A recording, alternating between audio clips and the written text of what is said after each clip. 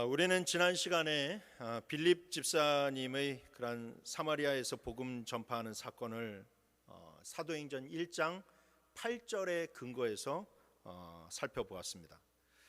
사도행전 1장 8절 말씀에 의하면 예루살렘 교회에 오순절 성령 강림이 있었을 때 복음은 확장되어야만 됐어요. 복음은 예루살렘과 온 유대에 퍼지게 되고 거기에서 더 넘어서서 사마리아와 땅끝으로 확장이 되어야만 됐습니다. 그런데 오순절 성령 강림이 있었음에도 불구하고 복음은 갇혀 있었어요. 복음은 예루살렘과 유대만 퍼져갈 뿐 더 이상 확장되어 가지를 못했습니다. 그 이유는 다름 아닌 사마리아 지역 때문이었죠. 사마리아 지역에 복음이 전파되어야만 다시 땅끝을 향하여서 다른 지역으로 확 퍼져나갈 수가 있게 되는데, 그런데 유대인들이 사마리아인들에 관하여 너무나도 편협한 시각을 가지고 있고 미움을 가지고 있고 상처를 가지고 있었기 때문에 복음이 그 사마리아로 뻗어나가지를 못하고 꽉 막혀 있었습니다. 그러던 와중에 스데반 집사님의 순교의 사건이 발생이 되었고 헬라파 유대인들의 출신들이 여기저기 흩어지게 되었을 때 빌립 집사님이 하나님의 인도하심에 따라 사마리아 지역으로 들어가게 됩니다. 그리고 빌립 집사님이 사마리아 지역에서 복음을 전하게 되었는데 유대인들이 생각했던 것과는 전혀 딴판인 그러한 일들이 나타나게 되었죠. 사마리아 사람들이 복음을 들었을 때 그들이 복음 앞에서 눈물을 흘리고 회개를 하고 세례를 받고 또한 기도를 했을 때 귀신이 쫓겨나가고 병자가 치유받는 그러한 역사가 일어나게 되었습니다. 이 사건은 하나님께서 사마리아 사람들도 당신의 백성으로 인정을 하셨다라고 하는 그런 확실한 증거였고, 그 증거를 눈앞에서 목격했던 이 정통 유대인 출신이었던 베드로와 요한조차도 이후에 사마리아 동네를 다니면서 복음을 전했던 사실을 우리가 살펴보았습니다. 그리고 오늘 본문은 이제 그 빌립 집사님의 또 다른 사역을 보여주고 있는데, 이 또한 사도행전 1장 8절 말씀의 근거에서 우리가 살펴볼 필요가 있습니다. 사마리아의 복음이 전파되자마자 성령은 마치 기다렸다라는 듯이 빌립 집사님을 또 한 사람, 이 에디오피아 사람에게 빌립 집사님을 인도해 가고 있습니다. 여기에서 말하는 에디오피아는 애굽 남쪽에 있는 나라로서 오늘날 에디오피아라고 하는 나라보다 더 넓은 지역을 차지하고 있었던 고대의 에디오피아 나라였습니다. 구약 성경에서는 이 나라를 가리켜서 구스라고 얘기했어요. 구스. 그리고 학자들마다 조금 견해의 차이는 있지만 솔로몬을 찾아왔던 스바 여왕도 바로 이 구스 지역에 속해 있던 그런 나라라고 보고 있습니다. 그리고 당시 유대인들은 이 구스, 즉 에디오피아 땅이 남쪽에 있는 땅 끝으로 이해를 했어요. 그러니까 이 동서남북 이 사방으로 땅 끝이 있었을 거 아닙니까? 그래서 유대인들은 서쪽의 그런 땅 끝이 지금의 그런 스페인 지역이었기 때문에 사도 바울은 정말로 복음을 자기가 회심했을 때 그 스페인 지역까지 나가기를 소망했었는데, 이 마찬가지로 유대인의 그런 남쪽에도 땅끝이 있었는데 당시 유대인들이 생각했던 남쪽 땅끝은 어디냐? 바로 이 구스 지역, 즉 에디오피아라고 하는 나라였다라는 겁니다. 그래서 오늘 본문 사건은 복음이 사마리아에 전파되자마자 그 사마리아를 넘어서서 땅끝까지 전파되는 그런 것을 보여주는 전개를 우리들에게 보여주고 있습니다. 그렇습니다. 우리는 오늘 본문을 통해서 하나님의 말씀은 1.1핵의 변함이 없이 성취된다라는 사실을 다시금 확인할 수 있습니다. 하나님은 성령을 통해서 복음이 예루살렘과 온 유대와 사마리아와 땅끝까지 전파되게 하셨다라는 거예요. 그리고 그 중심에 한 집사님이 쓰임을 받았다는 것은 우리에게 많은 도전을 줍니다.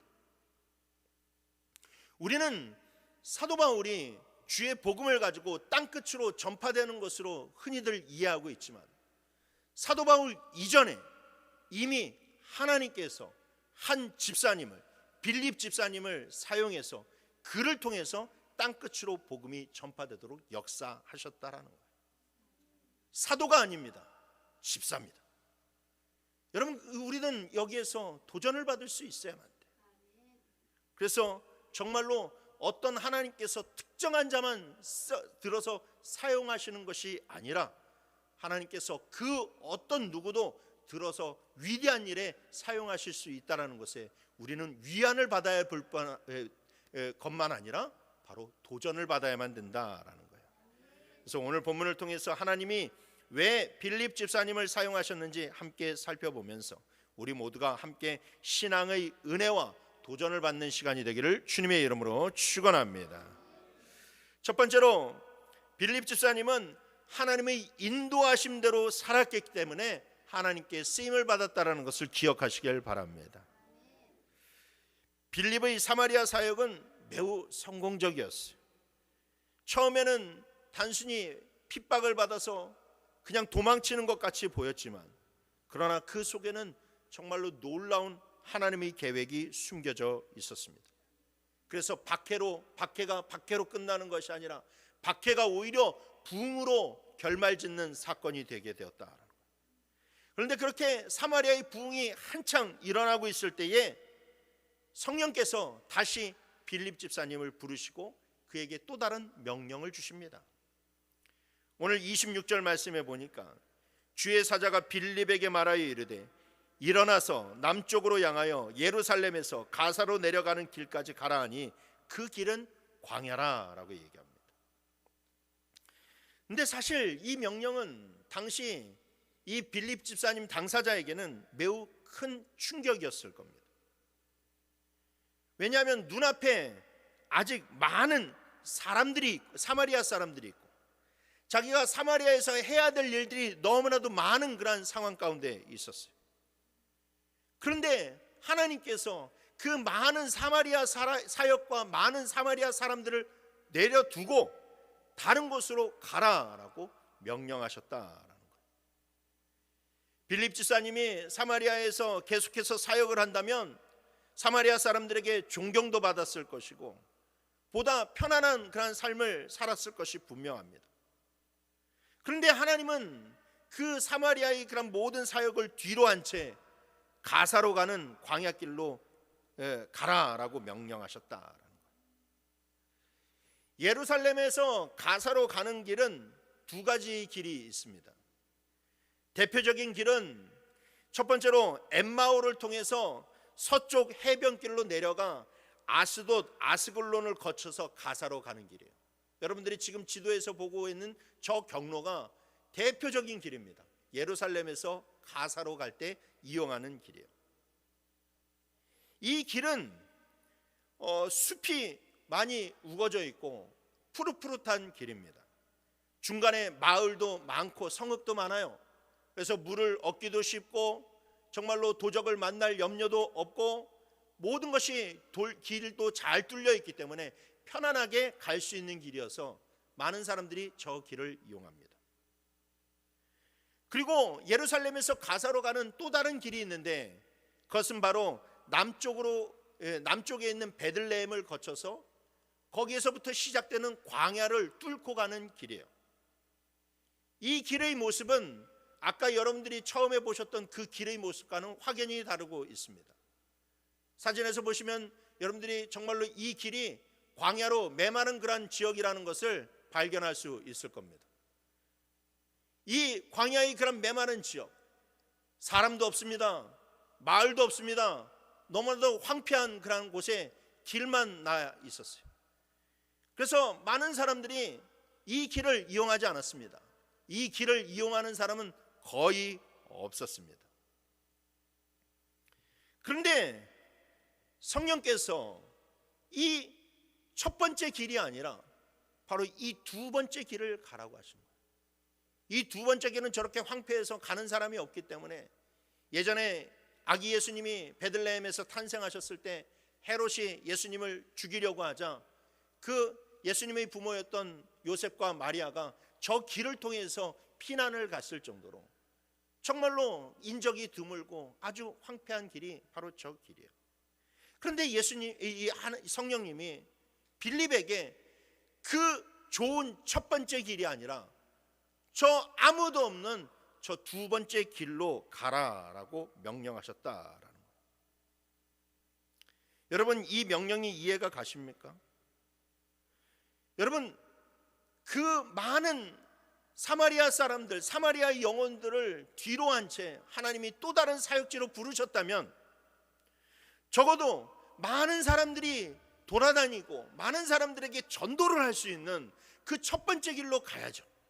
첫 번째 길로 가서 또 많은 사람들을 만나서 복음을 전하고 많은 성읍들에 가서 복음을 전해야, 그래야 이 사마리아 사역을 내려놓은 그런 좀 가치가 있을 텐데, 그래야 좀 의미가 있을 텐데, 이 아무도 없는 광야길로 갔을 때 빌립 집사님은 이 마음에 부딪힘이 있고 의구심이 많이 일어났을 거예요. 그런데 본문을 보게 되면 성령께서 빌립 집사님에게 그냥 가라라고 말씀하시지 않고 일어나서 가라라고 명령하고 있어요. 일어나서 가라. 일어나라고 하는 말은 부정적인 그런 자세를 좀 탈피하라는 의미입니다. 여러분들은 이제 자녀를 어느 정도 기르신 분들이 이제 많이 있으시기 때문에 이 일어나라고 하는 그런 명령을 잘 내리실 일이 없어요. 그런데 저같이 사춘기에 있는 그런 자녀를 데리고 있는 사람들은 이 말을 굉장히 많이 사용해야 됩니다. 아마 여러분들 가운데서 이 어린 자녀를 두고 있는 분들은 이 말을 많이 사용하실 거예요. 왜요? 야, 이제 그만 좀 일어나. 그만 좀 일어나서 일어나 학교 가. 일어나서 밥 먹어. 일어나서 공부해. 일어나라고 하는 말을 많이 한다라는 거예요. 그러니까 성령께서 지금 빌립에게 일어나라고 하는 것은 너의 마음에 어떤 생각이 있다라는 걸 안다.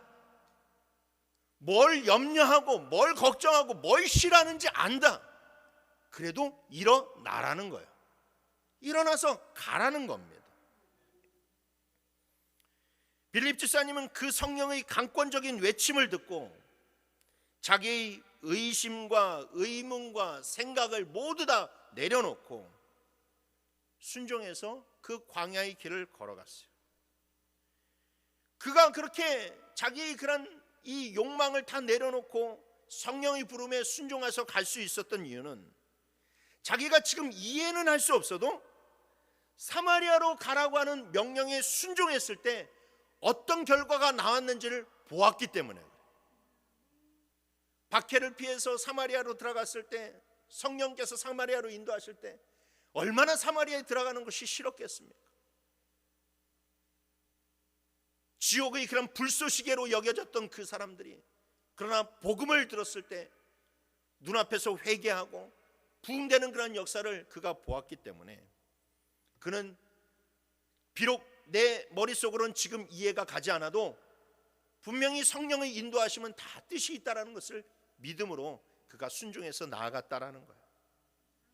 그리고 빌립 집사님은 그곳에서 에티오피아의 국고를 맡고 있는 한 사람을 만나게 되었습니다. 한마디로 말해서 에티오피아에서 요셉과 같은 그런 권세를 가지고 있는 사람을 만난 거예요. 당시 에티오피아는 지금은 뭐 못 사는 그런 나라에 속할지 모르지만 당시 에티오피아는 여러분 애국과 맞먹는 엄청난 그런 부유한 나라였어요. 근데 그 부유한 나라에 국고를 맡고 있는 그런 사람을 만나게 됐다라. 그리고 이 빌립이 그 내시를 만나서 그에게 복음을 전한 것은 결코 작은 일이 아니었습니다.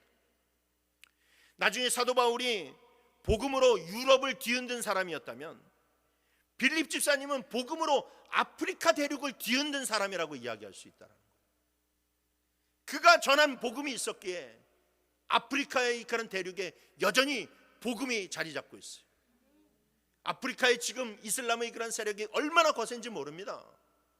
그럼에도 불구하고 그 아프리카 대륙을 이 아프리카 대륙에 있는 믿음의 그런 사람들이, 기독교인들이 그 이슬람에 맞서서 정말로 그 대륙을 지켜내고 있어요. 영적 싸움이 치열하게 일어나고 있어요. 그게 여러분 다 빌립 집사님이 복음을 그곳에 그 내시에게 전했기 때문에 그래요. 물론 빌립 집사님의 사역은 사도 바울처럼 유럽 지역을 다니면서 온갖 고생과 죽음의 문턱을 넘은 사역은 아니었습니다. 그러나 여러분 그 결과는 동일했어요. 그 결과는 동일했어요. 바울 사도가 정말로 유럽을 뒤흔든 것처럼 빌립 집사님의 그러한 사역도 아프리카를 뒤흔들었어요. 왜 그렇습니까? 결국 빌립의 사역이나 사도 바울의 사역이나 모두 다 하나님께서 하신 일이기 때문에 그래요. 사람이 하는 사역이 아니라 하나님이 하신 일이기 때문에 그래요. 우리가 보면요 여러분, 사도 바울이 정말로 온 그 유럽을 다 뒤집어 다니면서 많은 사람들에게 복음을 전한 것 같이 보일는지 모르지만, 우리가 나중에 사도 바울의 그런 편에 가게 되면 지도를 통해서 보게 될 거예요. 사도 바울이 유럽 전체에 비하면 돌아다닌 것이 별로 되지 않습니다. 너무나도 작은 일들을 했어요. 작은 사람들을 만났어요. 그런데 그 작은 일의 만남이 그 유럽을 완전히 뒤집어 놓았다라는 거예요. 이것도 마찬가지입니다. 짧은 만남이었고 짧은 순종이었지만, 작은 사역이었지만, 그러나 이 빌립 집사님의 그런 사역도 성령께서 역사하시게 되니까 아프리카 대륙을 뒤흔들어 버리고 말았다라는 거예요. 이처럼 여러분, 그러나 작은 순종이라 할지라도 그것은 그냥 이루어진 것이 아니에요. 비록 머릿속에 왜라는 의문이 떠나지 않아도 성령의 인도하심을 전적으로 신뢰하며 온전히 순종했기 때문에 이룬 결과라는 것을 믿으시길 바랍니다. 이처럼 여러분, 우리가 성령의 인도하심과 성령의 감동하심에 전적으로 따라갈 때에 하나님께서 우리를 통해 놀라우신 일들을 이루신다는 것을 반드시 기억하셔야만 돼요. 여러분, 말씀에 순종하고 성령의 감동에 순종하는 것은 결코 쉬운 일이 아닙니다. 여러분, 순종하는 것 자체가 어려운 일이에요. 왜냐하면 우리 안에는 늘 안주하려고 하는 마음이 있기 때문에 그래요. 주저앉는 마음이 있기 때문에 그래요. 여러분, 우리는 언제나 합리적이고 이성적인 이유를 내세워서 우리가 원하는 모습의 신앙생활을 하려고 할 때가 많아요. 우리가 원하는 길을 걸어가려고 할 때가 너무나도 많아요. 그래서 성령께서 인도하시는 그 광야길은 걸어가려고 하지 않습니다. 그런데 여러분, 우리가 그렇게 하나님과의 뜻과 정반대의 길을 걸어가려고 할 때, 하나님과 대적하려고 할 때에 성령께서 우리 안에 역사하신다라는 거예요. 여러분, 하나님의 일은 결코 우리의 힘과 능으로 하는 것이 절대 아니라는 것을 여러분들 기억하셔야 돼요. 내 힘으로 할 수 없습니다. 내 지혜로 할 수 없어요. 전적으로 하나님께서 하시는 일이에요. 여러분, 교회 안에서도요, 자기 열심으로 하는 사람은요, 열심히 주의 일을 하는 것 같은데 결과가 안 좋아요. 열심히 주의 일을 했는데 사람들에게 상처를 주고 교회 일들을 교회의 분란을 만들어 버려요.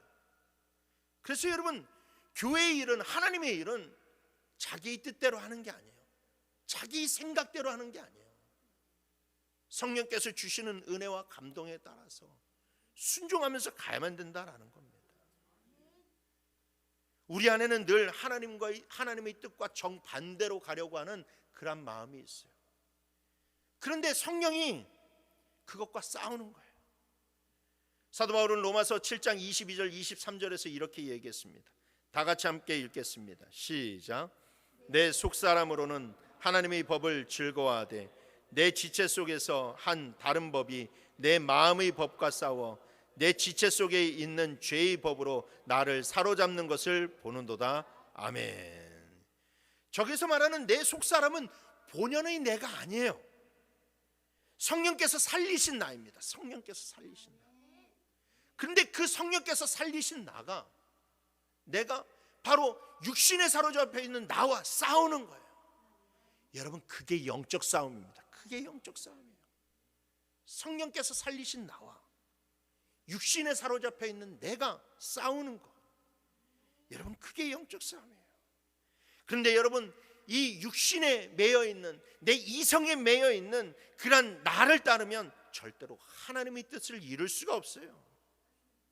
왜냐하면 그 속에는 선한 것이 하나도 없기 때문에 그렇습니다.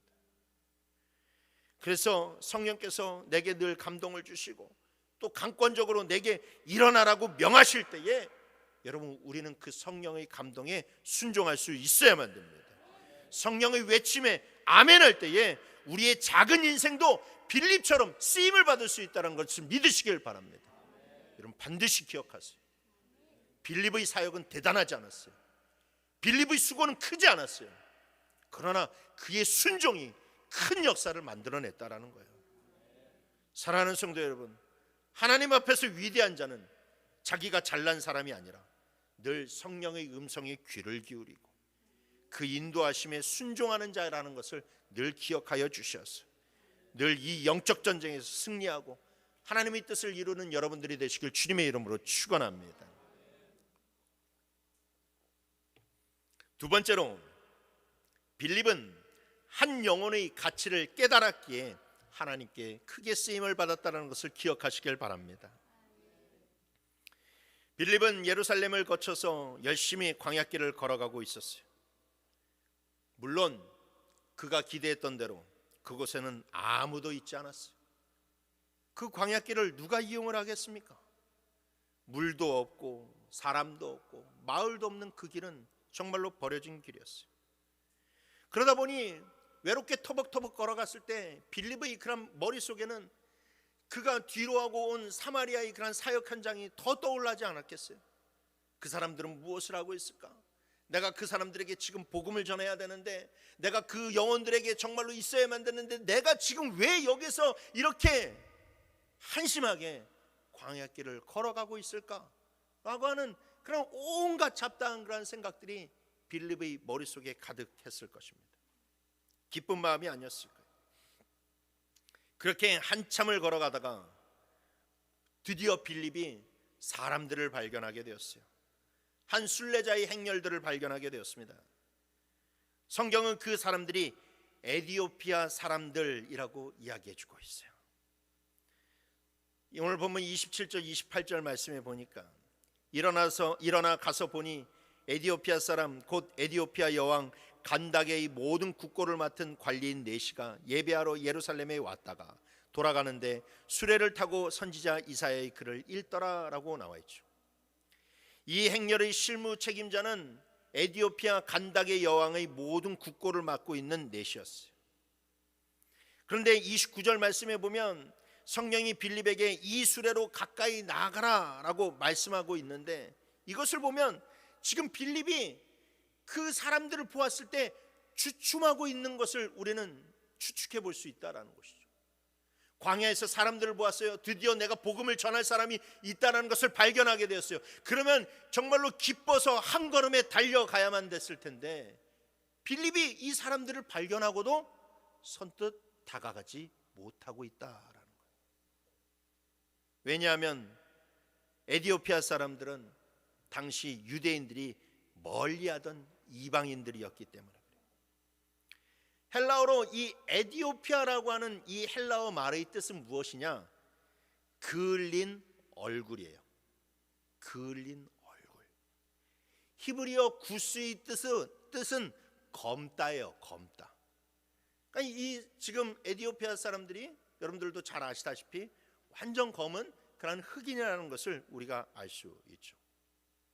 또한 구스인들은 노아의 세 아들 가운데 저주받은 함의 자손들이에요. 함의 자손들. 그러니까 유대인들이 구스인들에 대해서 굉장히 편협한 인종차별적인 그런 이 시각을 가지고 있었어요. 이거는 사마리아 사람들에게 가지고 있는 그런 이 시각과는 또 다른 그런 편협한 시각이었어요. 그래서 민수기 12장 1절에 보게 되면 모세가 구스 여인 한 사람을 자기의 아내로 취하게 됩니다. 자기의 아내로 취하니까 그때 이 다른 누구도 아닌 모세의 혈육, 바로 미리암과 아론이 모세를 신랄하게 비판합니다. 당신이 어떻게 구스인과 결혼할 수 있습니까? 라고 이렇게 신랄하게 비판을 했어요. 단지 그냥 단순하게 이방인과 결혼했기 때문이 아니라 구스인에 대한 그런 편협한 시각이 그 정도로 있었기 때문에 그래요. 그런데 여러분, 설상가상으로 이 에디오피아 사람은 넷이었어요. 넷이. 이 넷이라고 하는 헬라어는 뜻이 거세된 사람이에요. 거세된 사람. 여러분들은 잘 아실 겁니다. 넷이가 다 거세된 사람이라는. 신명기 23장 1절에 보면 이런 율법이 있죠. 고환이 상한 자나 음경이 잘린 자는 여호와의 총회에 들어오지 못하리라 라고 하는 말이 있어요. 그러니까 여러분, 한마디로 말해서 지금 광야길에 힘들게 가서 빌립이 만난 사람은 에디오피아 사람에다가 넷이었어요. 한마디로 이 유대인의 그런 입장에서 보았을 때는 가장 가까이 할 수 없는 사람이 바로 이 에디오피아 넷이었다라는 거예요. 그러니까 자기를 필요로 하는 수많은 사마리아 사람들을 생각하면 더욱더 이 빌립의 실망이 커질 수밖에 없었죠. 그렇게 실망하고 한숨을 내쉬고 후회하면서 주춤거리고 있었을 때에 빌립의 귀에 어떤 소리가 들렸어요. 그 소리는 무엇이냐? 성경 말씀이었어요. 이 넷이가 가고 있었는데 수레에서 성경을 큰 소리로 읽고 있는 것이었어요. 근데 그가 읽었던 성경의 구절은 어느 부분이었느냐? 이사야 53장이에요. 여러분들 잘 아시지만 이사야 53장은 대표적인 이 메시아 예언장 중에 하나입니다. 그런데 이 넷의 입을 통해서 그 이사야 53장의 성경 말씀이 들려지는 순간 이 빌립은 머리를 맞는 것 같았어요. 여러분, 이사야 53장이 어떻게 시작한 줄 아십니까? 1절서부터 3절 말씀이 이렇게 시작해요. 우리가 전한 것을 누가 믿었느냐? 여호와의 팔이 누구에게 나타났느냐? 그는 주 앞에서 자라기를 연한 순 같고 마른 땅에서 나온 뿌리 같아서 고운 모양도 없고 풍채도 없은즉 우리가 보기에 흠모할 만한 아름다운 것이 없도다. 그는 멸시를 받아 사람들에게 버림을 받았으며 강고를 많이 겪었으며 질고를 아는 자라 마치 사람들이 그에게 얼굴을 가리는 것 같이 멸시를 당하였고 우리도 그를 귀히 여기지 아니하였도다 라고 말했어요. 이 말씀은 예수님에 대해서 묘사하고 있는 거예요. 그런데 이 땅에 오신 예수님의 모습은 사람들이 눈이 보기에 고운 모양도 없고 풍채도 없고 흠모할 것이 하나도 없다라고 얘기해요. 오히려 그분은 사람들에게 멸시를 받았대요. 심지어 동족에게조차 멸시를 받았다라고 해요. 어느 누구도 그분을 귀하게 여기지 않았어요. 모든 사람들이 그분을 버렸어요. 그런데 여호와의 팔이 누구에게 나타났습니까? 예수님에게 나타났어요. 그분에게 나타났어요. 아무 고운 모양도 없고 사람들에게 멸시를 받아 버림받은 그 예수님에게 여호와의 팔이 나타났다는 것이죠. 여러분, 이 말씀을 내시의 그런 입을 통해서 이 성경 말씀을 들었을 때 이 빌립이 받았을 충격을 여러분들 생각해 보셔야 돼요. 정말로 망치로 그의 머리를 내려 찍는 것 같은 느낌이 들었어요. 그 말씀을 통해서 하나님은 내가 사마리아 사람들만 나의 자녀로 삼은 것이 아니라 저 에디오피아 사람, 설령 저 사람이 넷이라 할지라도 저 또한 나의 사랑하는 자녀다. 나는 저 사람에게 나의 복음이, 이 생명의 복음이 전파되기를 원한다 라는 감동을 그에게 주셨다라는 거예요. 그리고 순간 성령께서 빌립에게 가까이 가라라고 얘기했어요. 가까이 가서 그에게 복음을 전하라는 거예요. 빌립이 그에게 가까이 다가갔습니다. 그리고 빌립이 내시에게 물었어요. 지금 읽고 있는 성경이 어떤 뜻인지를 아십니까? 그러니까 이 에티오피아 사람이 간절한 눈빛으로 나에게 이것을 가르쳐주는 사람이 없는데 어떻게 내가 알 수 있겠습니까? 라고 반문합니다. 아니, 성경도 사고 예루살렘에 가서 정말로 경배도 했는데 얼마나 사람들이 그를 무시했는지 그에게 가르쳐주는 사람이 없었어요. 말씀을 가르쳐주는 사람이 없었어요. 그러면서 그 사람이 빌립에게 조심스럽게 묻습니다. 혹시 당신이 나에게 가르쳐줄 수 있습니까? 빌립이 당연히 그렇게 하겠다라고 하면서 그의 수레에 올라탑니다. 여러분, 대단한 변화가 생긴 거예요. 유대인들은요, 이방인과 함께 식사하는 것도 부정하게 생각하고 함께 한 공간 안에 있는 것도 부정하게 생각하는 사람들이에요. 그런데 이 빌립이 그 에티오피아 사람의 수레에 같이 타서 옆자리에 앉아서 성경의 말씀을 짚어가면서 그에게 복음을 알려주었어요. 그 결과 어떻게 되었습니까? 이 에티오피아 내시는 복음을 단번에 받아들였어요. 그는 빌립의 가르침을 의심 없이 받아들였고 기쁜 마음으로 세례를 받았고 고국으로 돌아가 하나님의 말씀을 전하는 위대한 전도자로 세움받았음을 믿으시길 바랍니다.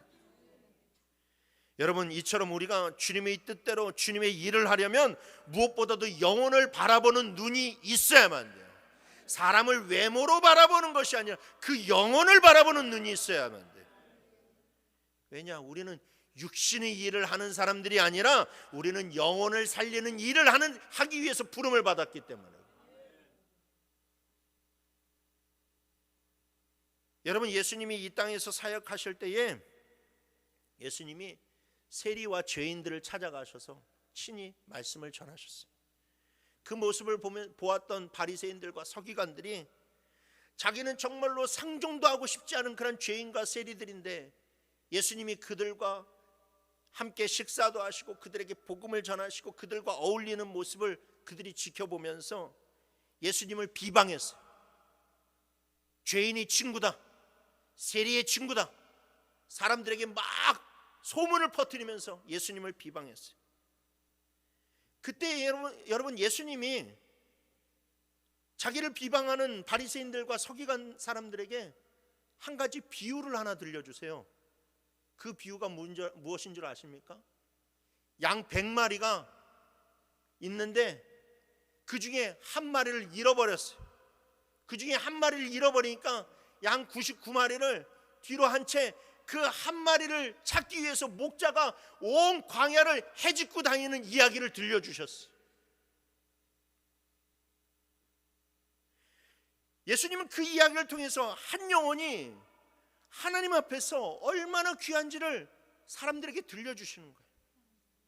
여러분, 바리새인들의 눈과 서기관들의 눈에도 그 죄인들의 죄가 명백히 보이는데 거룩하신 예수님의 눈에 그 죄인들의 죄가 왜 안 보이겠어요? 그 세리들이 그런 부정함이 왜 안 보이겠어요?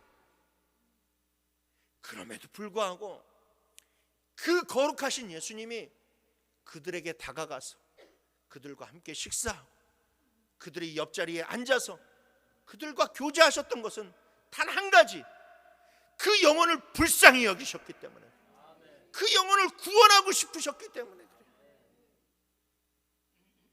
여러분, 오늘 본문에서도 보세요.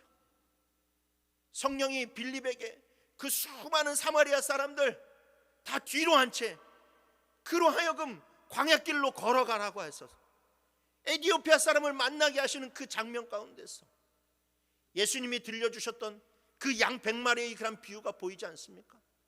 잃어버린 어린 양을 하나 찾기 위해서 온 사방을 헤매는 그 하나님의 그런 절규와 간절함이 여러분들 보이지 않습니까? 여러분, 그래서 우리가 주님의 일을 하려면요, 우리도 이렇게 영혼을 바라보는 눈이 있어야만 돼. 그 한 영혼이 얼마나 귀하고 얼마나 가치 있는지를 우리는 알아야만 됩니다. 여러분, 주님의 사역은 가성비가 아니에요.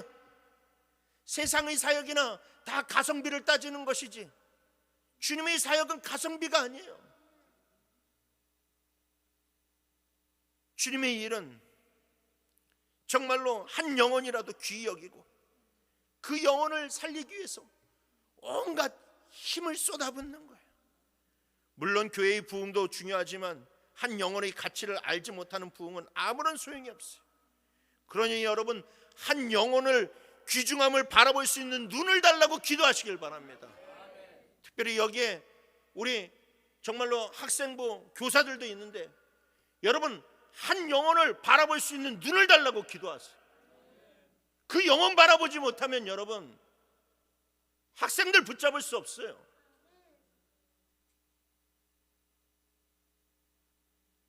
많이 오니까 자동적으로 오는 줄 아십니까? 아니라는 거예요.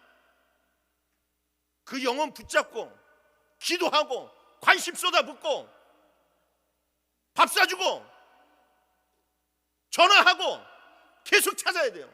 계속 두드려야 돼요. 그래야 여러분 그 영혼이 살 수 있습니다. 여러분, 그 세상 것으로 막 찌들어 있는 그 영혼을 어떻게 여러분들 두드릴 수 있겠어요? 그러니 여러분 모두 다 한 영혼을 애타게 찾는 그런 마음의 열정을 회복하시길 바랍니다. 그래서 우리 모두가 애타는 하나님의 마음으로 정말 하나님의 마음을 시원케 만드는 그러한 자들이 되기를 주님의 이름으로 축원합니다. 마지막 세 번째로, 우리는 하나님의 예비하심을 믿으며 일할 때에 하나님께 쓰임받을 수 있다는 것을 기억하시길 바랍니다.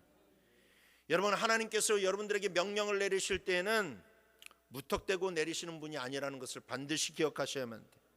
하나님에겐 다 계획이 있어요. 하나님에겐 다 예비하심이 있어요. 그러니까 여러분, 우리 보고 광야길로 걸어가라고 하시는 거예요. 오늘 본문에서도 보면 하나님께서 빌립의 사역을 위해서 모든 것을 준비하고 있다는 것을 우리는 알 수 있어요. 사실 여러분, 에티오피아 내시의 회심은 빌립의 노력으로 이루어진 게 아니에요. 여러분, 빌립은 진짜 나중에 그냥 숟가락을 그냥 얹은 거나 마찬가지라는 거예요. 우리는 에티오피아 내시가 빌립을 만나기 이전에 정말로 신앙에 강한 갈망이 있다는 것을 알아야만 됩니다. 그가 어떻게 예수를 알게 되었는지, 하나님을 알게 되었는지를 알지 못하지만 그는 그 먼 구스 땅에서 하나님을 알게 되었고 하나님을 더 알기 원했어요. 그래서 그 먼 구스 지역에서 하나님께 예배하기 위해서 예루살렘 성전을 찾아왔어요. 그런데 여러분, 그가 아무리 에티오피아의 높은 관리라 할지라도 예루살렘 성전 안에 들어오면 그는 이방인이에요. 이방인은 성전 안에 들어갈 수가 없습니다. 이방인은 오로지 이방인의 뜰에서 서가지고 멀리서 성전을 바라보면서 기도하고 돌아갈 수밖에 없어요. 더군다나 그는 내시였잖아요. 그는 내시였기 때문에 아무리 그의 그런 권세가 높고 나라에서는 귀빈이었을지 몰라도 성전 안으로는 절대로 들어갈 수 없어요. 그래서 그는 예루살렘에 왔어도 이방인의 그런 뜰에서 하나님께 기도하고 돌아갔을 거예요. 마음 가운데 그런 생각도 있겠죠. 야, 내가 어떤 사람인데 너희들이, 여러분 당시 구스의 그런 예를 들어서 GDP는 예루살렘과는 비교가 안 되는 거예요. 엄청나게 큰 권세를 가지고 있는 사람이라고요. 헤롯도 버선발로 맞이해야 되는 그런 사람이었어요.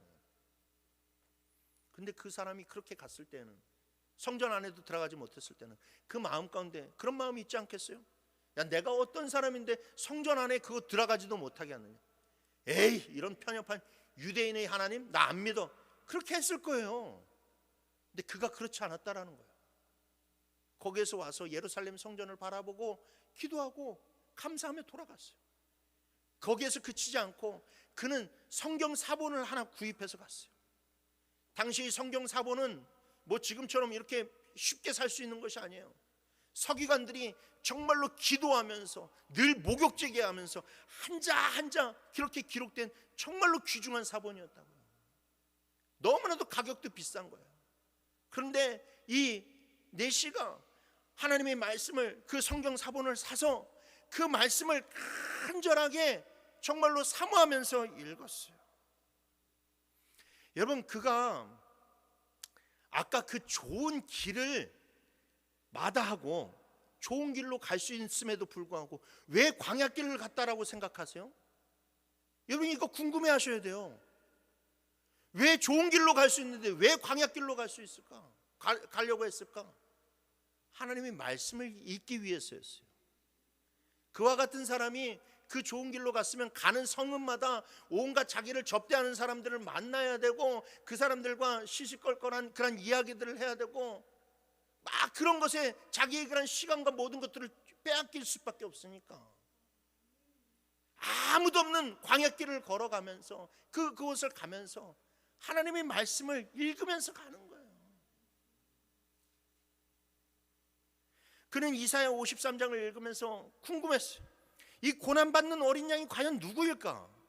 이사야 선지자를 가리키는 것일까? 아니면 다른 사람을 말하는 것일까? 그런데 그때 빌립이 나타나서 그 고난받은 종이 예수라고 알려주었다라는 것이죠.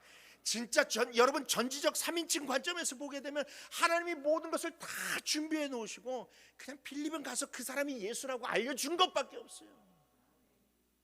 근데 그 놀라운 변화가 생겼다라는 거예요. 그리고 때마침 거기에서 샘이 나타났대잖아요. 여러분, 샘이 물이 생겼대잖아요. 광야에서 물을 찾기가 얼마나 힘든데, 샘을 찾기가 얼마나 힘든데, 그런데 세례를 받을 수 있을 만큼의 샘이 나타났대잖아요. 여러분, 하나님이 다 준비해 놓으셨어요. 다 준비해 놓으셨어요. 여러분, 인간이 아무리 오랜 시간 노력하고 발버둥 쳐도 안 되는 일은 안 돼요. 그런데 여러분, 내가 그렇게 발버둥 치고 노력했는데 하나님이 열어주시게 되면 순식간에 되는 거예요. 하나님이 예비하시면 다 되는 거예요. 그래서 우리가 늘 하나님께 영광을 돌리는 일을 하려면 하나님의 예비하심 속에서 일을 해야 돼요. 하나님의 예비하심이 있다고 믿어야 되고, 그래서 그 예비해 놨으니까 가라고 하는 그 길을 걸어갈 수 있어야만 돼요. 하나님의 예비하심의 은혜는 아무나 누리는 게 아니에요. 그 예비하심을 믿고 나아가는 사람만이 그 예비하심을 누릴 수가 있어요. 하나님이 사람들을 부르시는 모습을 보세요. 아브라함을 부르실 때도 내가 너에게 지시할 땅으로 가라라고 얘기했죠. 다 준비해 놓으시고 그냥 가라라고 얘기하시는 거예요. 그가 믿었더니 하나님께서 아브라함에게 은혜를 주셨어요. 하나님이 모세를 통해서 출애굽시키실 때도 똑같아요. 출애굽해서 가나안 땅으로 가는 길은 두 가지의 길이 있어요. 하나는 블레셋 사람의 땅을 길로 가는 거예요. 그 길은 너무나도 잘 닦여 있어요. 너무나도 편한 길이에요. 3, 4일이면 그 가나안 땅으로 들어갈 수 있는 길이에요. 그런데 하나님께서는 광야길로 그들을 인도하셨어요. 모세는 그것을 순종하기가 너무나도 힘들었어요. 왜냐? 수백만을 이끌고 그 광야길로 갔다가 수백만의 사람들이 떼죽음을 당할 수 있었기 때문에 그래요. 아니나 다를까 홍해가 앞에 가로막히게 되고 정말로 죽을 수밖에 없는 위기에 놓여져 있었어요. 그런데 모세는 하나님에 대한 믿음을 잃지 않았어요. 막혀있는 그 홍해 앞에서 기도했어요. 그랬더니 하나님께서 예비해 놓으셨던 길을 보여주셨어요. 바다를 가르시고 거기에 길이 나게 하셨어요. 성경은요, 여러분, 그것이 바다가 갈라졌다라고 이야기하는 것이 아니라 하나님께서 감추어 놓으신 길이, 예비해 놓으신 길이 드러났다라고 이야기하고 있어요. 시편 77편 19절 우리 다 같이 읽어봅시다. 시작. 주의 길이 바다에 있었고 주의 곧은 길이 큰 물에 있었으나 주의 발자취를 알 수 없었나이다. 아멘. 눈앞에 물이 가득 차서 보이지는 않았지만 이미 주님이 준비해 놓으신 길이 있었다라는 거예요. 성도 여러분, 우리는 하나님의 예비하심을 믿어야만 됩니다. 그리고 그 예비하심을 믿고 순종하고 걸어가는 자가 그 예비하심을 누릴 수가 있어요. 믿음이 없으면 우리는 절대 여러분 그 길을 걸어갈 수가 없어요. 여러분, 광야길은 우리 힘으로 건너갈 수 있는 길이 아닙니다. 광야길은 하나님의 예비하심이 있음을 믿어야만 돼요. 믿음이 없으면 광야길은 고통이 되고 죽음의 길이 되지만 믿음이 있으면 광야길은 생명길로 변하게 됩니다. 다들 인생을 광야길이라고 부르죠. 그러나 우리 성도는 믿음을 가지고 그 인생의 광야길을 생명길로 바꾸어야만 됩니다. 그러니 여러분 부르심에 응답하면서 살아가시길 바랍니다. 잠시 잠깐 힘들고 어두워도 하나님의 예비하심을 의심하지 마십시오. 그래서 주님의 놀라우신 인도하심 가운데 늘 생명을 살리는 인생을 살아가시길 주님의 이름으로 축원합니다.